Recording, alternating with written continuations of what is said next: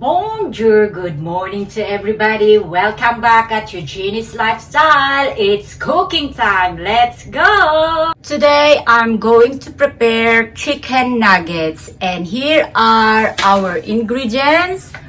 We have 500 grams of minced chicken breast.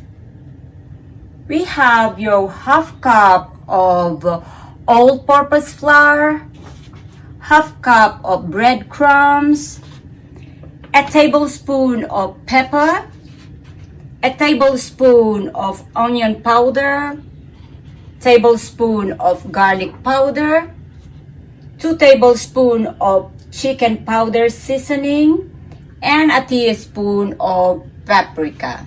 Now, I'm going to mix all my ingredients.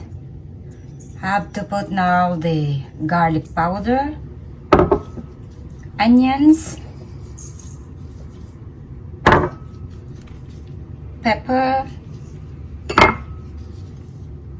paprika, and the chicken seasoning powder. Going to mix all together.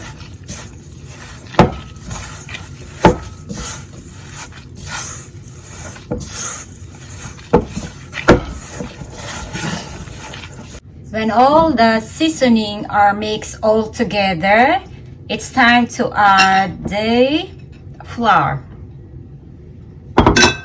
and mix it again.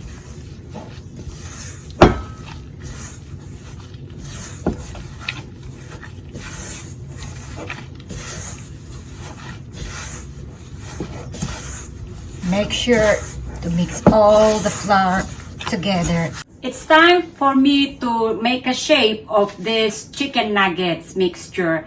So it is ready. I'm going to put some oil in my hand so that when I'm going to shape it, it won't be sticky. Okay? I made a bowl like this size and then I press it like that. I shape it, look.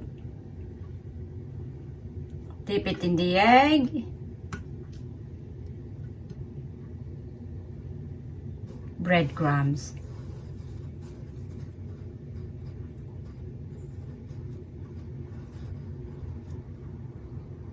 That's it. Put it here. Same thing, I have to do it again.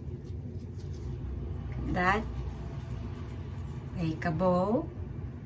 Press it. Look at that. Nice shape. In the egg, breadcrumbs,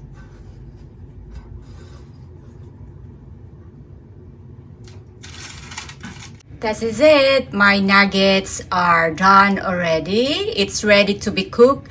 And actually from the 500 grams of chicken breast, I was able to make 18 pieces of nuggets. So depending the way you like the size of the nuggets, but actually I did it like that because this is not for business.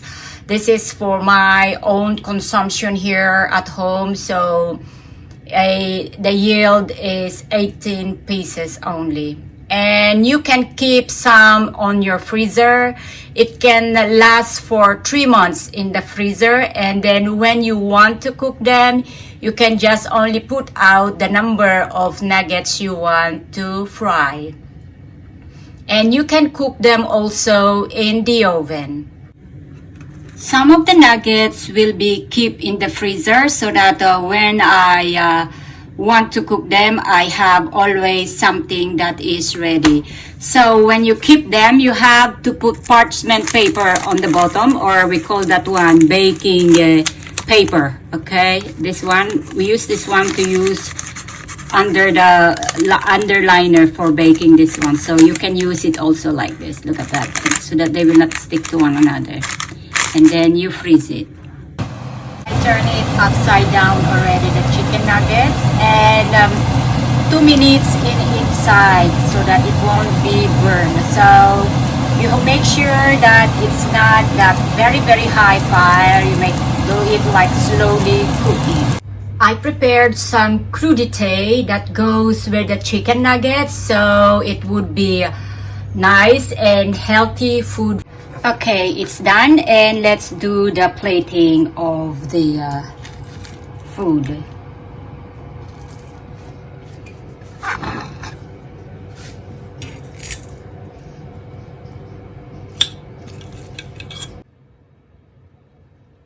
Now I am ready to serve my chicken nuggets and crudité. I would like to thank you again for watching my video. So I hope I give you an idea of what to prepare for your family. Do like, share, and subscribe. Eugenie's Lifestyle. Au revoir. Bye bye.